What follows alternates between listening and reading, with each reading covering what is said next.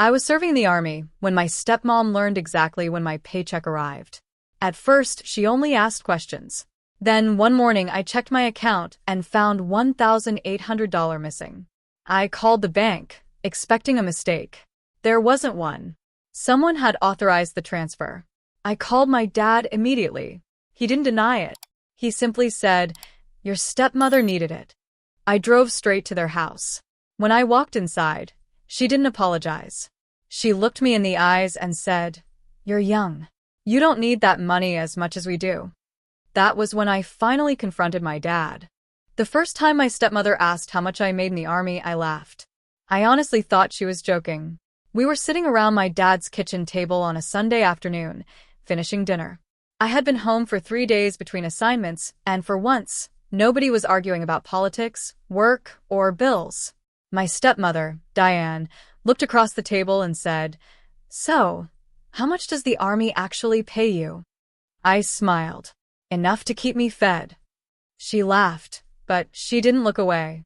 "I'm serious." I shrugged. "Why?" She took a sip of coffee. "Your dad told me you get housing money too, and some kind of special allowance." My fork stopped halfway to my mouth.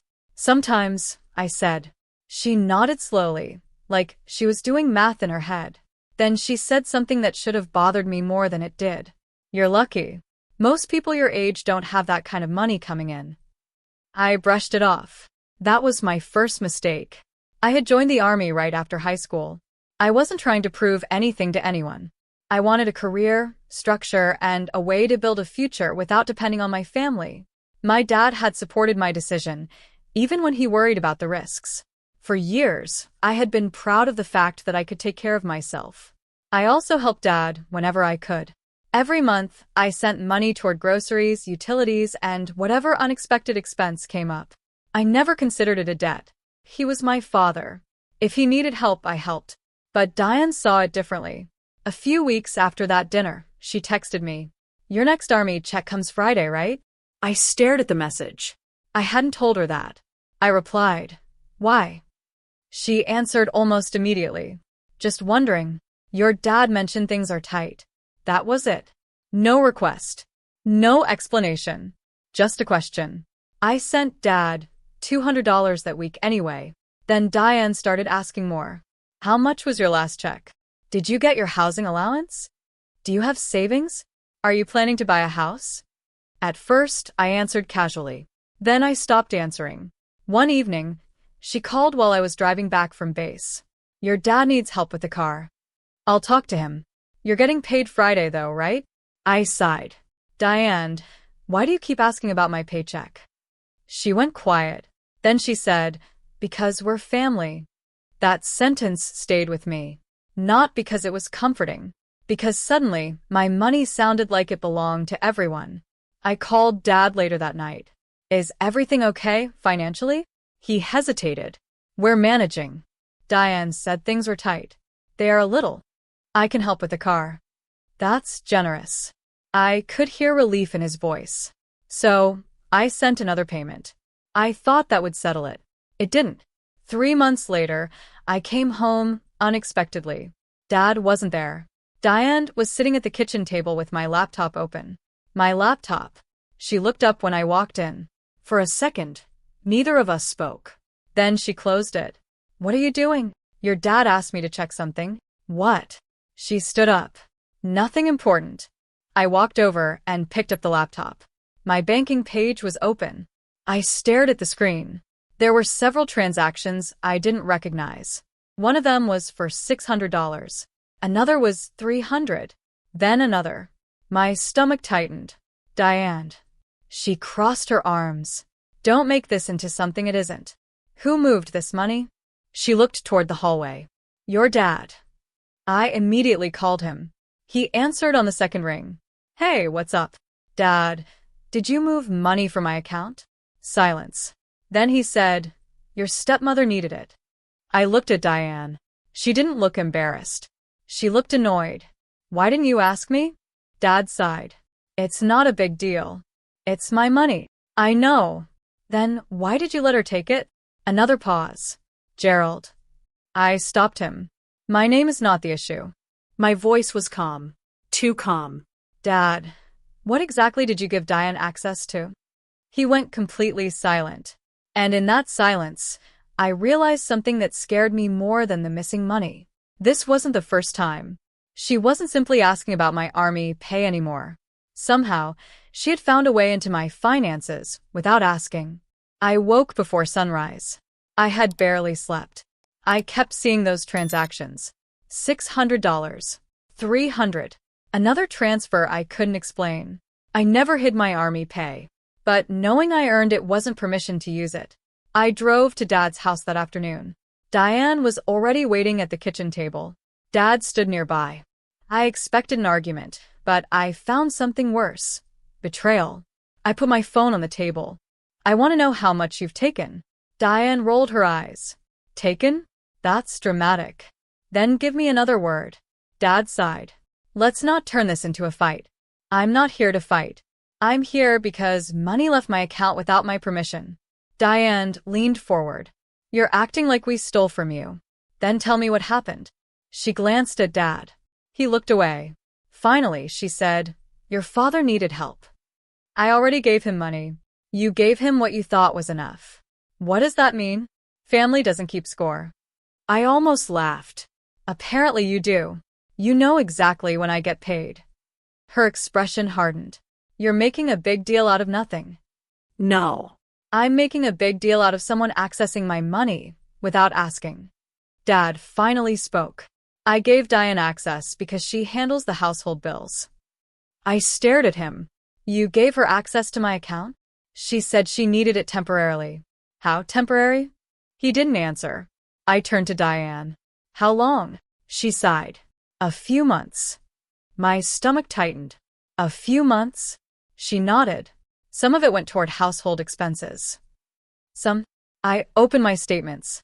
I want you to explain these. Diane looked at the screen. Groceries, utilities, your father's car, things like that. Then why is there a payment to a furniture store? She froze. Dad looked at her. What furniture? It was for the house. Which house? Our house. I pulled up another transaction. And this? Her face changed. It was a payment to a personal credit card. Dad stared. What is that? Diane crossed her arms. It's personal. I looked at Dad. Apparently my army pay is personal too, unless she needs it. He lowered his head. For the first time, I saw embarrassment on his face. Dad, I have never refused to help you. I know. I've sent money when you needed it. I paid bills. I helped with repairs. I know. Then why did you let her convince you she could take money without asking? Dad rubbed his forehead. She kept telling me you had plenty. My heart sank.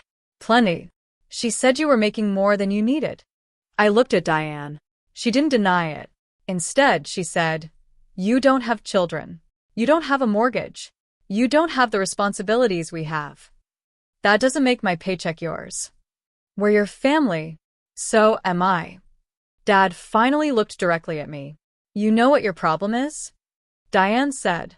The army has made you think you don't need anyone. I shook my head. No.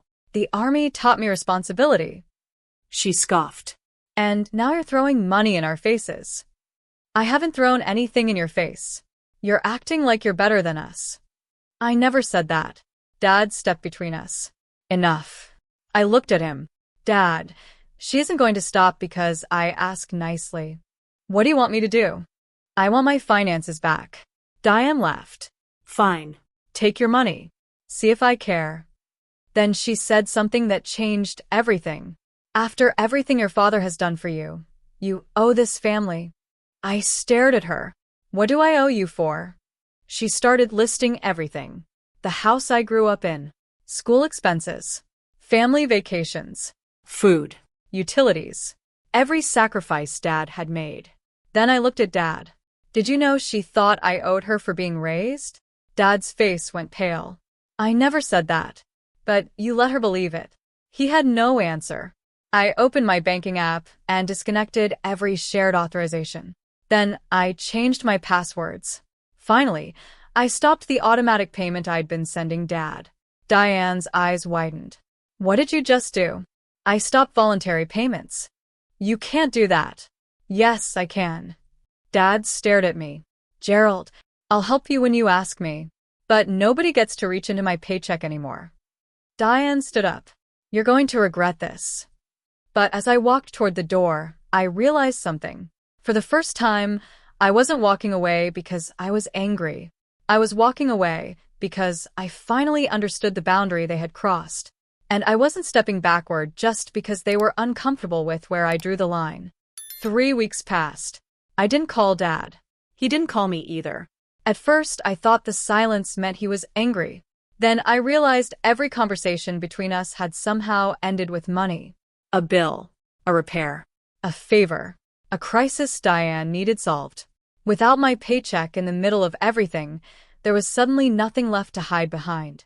Then Dad called. Can we meet? I almost said no, but I agreed. We met at a small diner.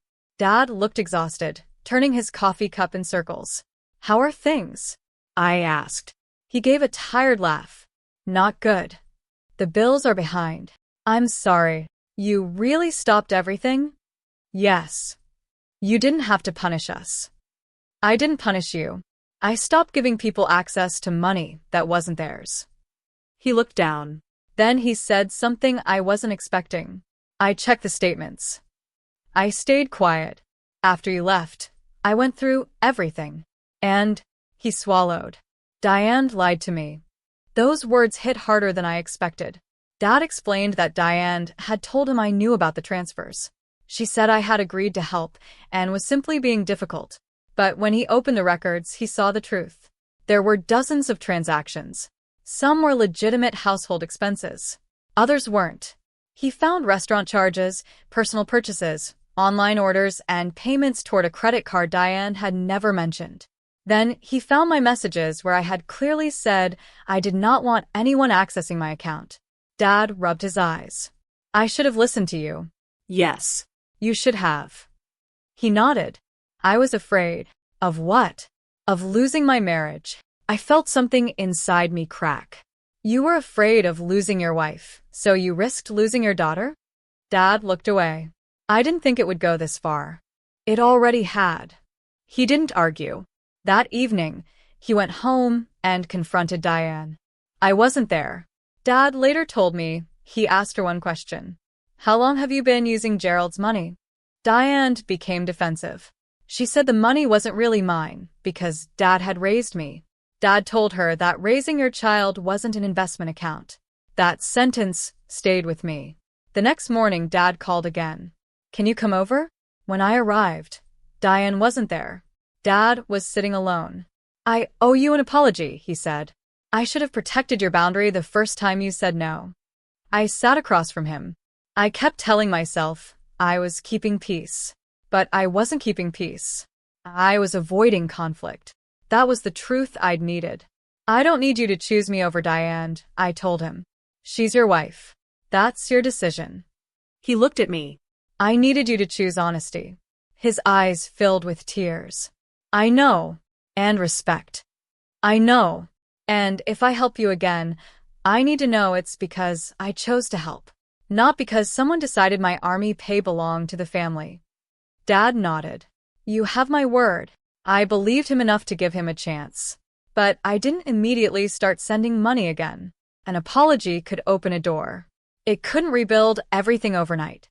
A few months later, Dad returned every dollar Diane had taken that he could identify.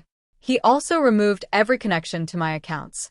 For the first time in years, my paycheck felt completely mine. My relationship with Dad slowly changed. He stopped asking what I made. He stopped mentioning bonuses. He stopped accepting money unless I offered it. And strangely, that made me want to help him again. Not because I owed him. Because I wanted to. I continued my army career, saved my money, and built a life where generosity had boundaries. I didn't get revenge on Diane. I didn't need to. She lost access to something she had started treating like an entitlement. Dad finally learned that keeping the peace isn't the same thing as doing the right thing. Looking back, the money wasn't what hurt most. It was realizing someone I trusted had started counting my paycheck before I even received it. But the day I confronted my dad, I learned something more important. Being family doesn't mean having unlimited access to someone's life. Love doesn't erase boundaries. Helping someone doesn't mean surrendering control. My army pay gave me independence, but protecting it taught me something even more valuable. My boundaries were mine to defend. And for the first time, when Dad asked if I needed anything, I knew he meant me, not my paycheck.